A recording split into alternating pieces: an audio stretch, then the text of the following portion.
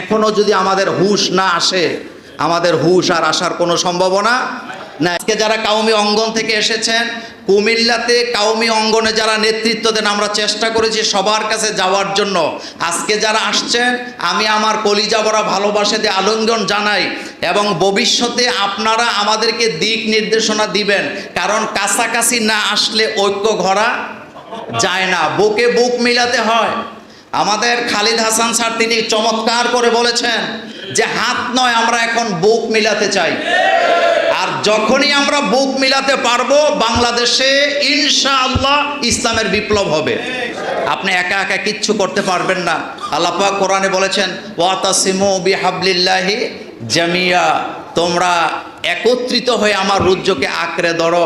রাসূল করিম সাল্লাল্লাহু আলাইহি ওয়াসাল্লাম বলেছেন, মান দা ইলা আসাবিয়াতি ফালাইসা মিন্না, যে ব্যক্তি সাম্প্রদায়িক দাঙ্গা